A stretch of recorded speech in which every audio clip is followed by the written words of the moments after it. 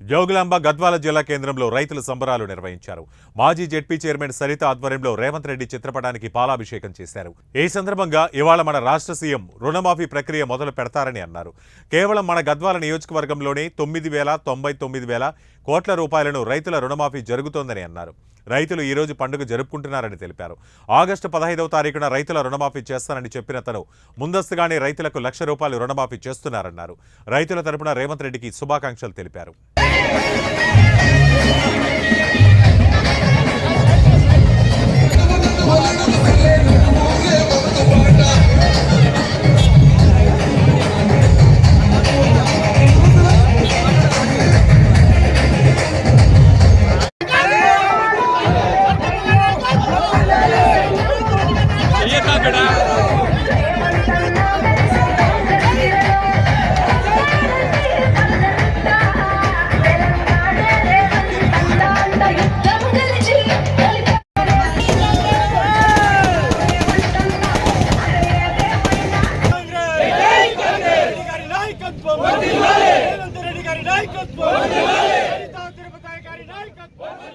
ఖచ్చితంగా ఈ రోజు రైతుల పండుగనే భావించాలి.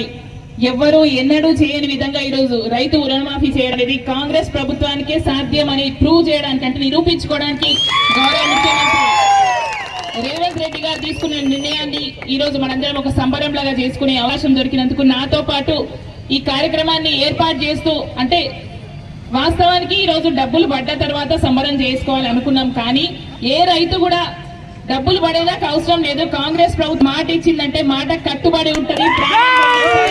మేము ఇప్పటి నుంచే ఎప్పుడెప్పుడా అని ఎదురు చూస్తున్నాం. ఈ సంబరం మేము ఆపలేమమ్మా, మేము ఇప్పుడే చేసుకుంటామని కేశవన్న చెప్పడంతో ఆయన ఏర్పాటు చేసిన ఈ కార్యక్రమంలో పట్టణ నాయకులందరూ సహకారంతో ఈ కార్యక్రమం ఏర్పాటు చేసుకోవడం జరిగింది. దీంట్లో నన్ను కూడా భాగస్వాములు చేసుకోవడం, నిజంగా రైతు సంబరంలో ఒక భాగస్వాములు కావడం నా అదృష్టం.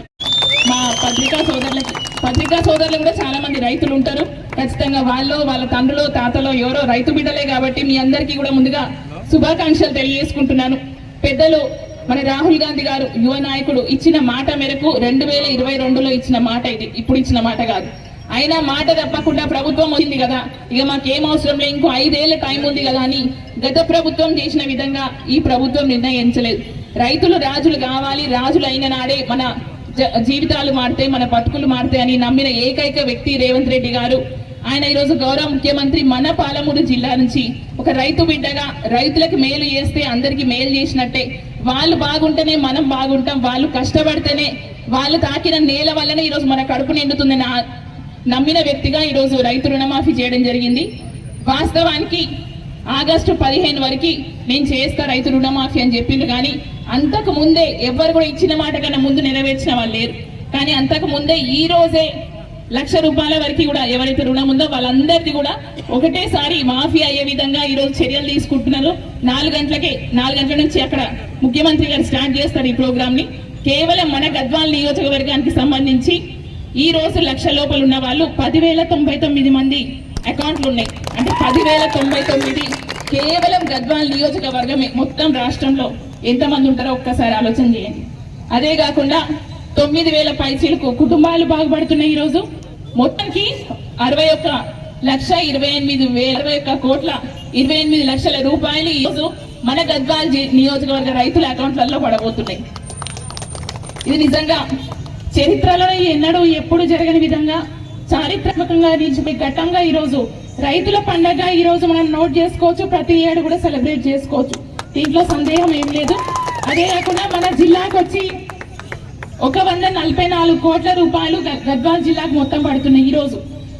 ఇదే కాకుండా ₹1,00,000 ఈ రోజు పూర్తి చేసుకొని ఈ నెల ఆఖరి వరకు 1,50,000 ఎవరైతే రుణాలు తీసుకున్నారో వాళ్ళందరికీ కూడా ఒకటేసారి డబ్బులందరికీ వేయడం జరుగుతుంది.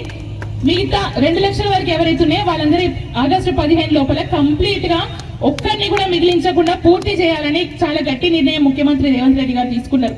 ఒక్కసారి ఆలోచించాలి రైతు సోదరులు. గత ప్రభుత్వం వాగ్దానం చేసింది ₹1,00,000 రుణమాఫీ చేస్తామని.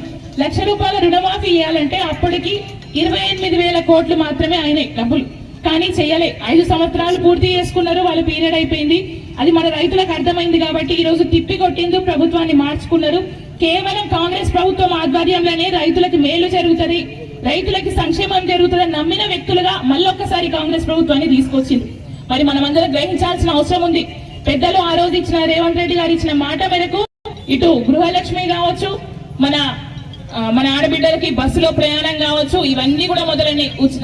500 రూపాయలకి సిలిండర్, ఇవన్నీ మొదలైనవి. ఇక్కడ విచ్చేసిన పెద్దలందరికీ కూడా పేరు పేరున మరొకసారి నమస్కారం తెలియజేసుకుంటున్నాను.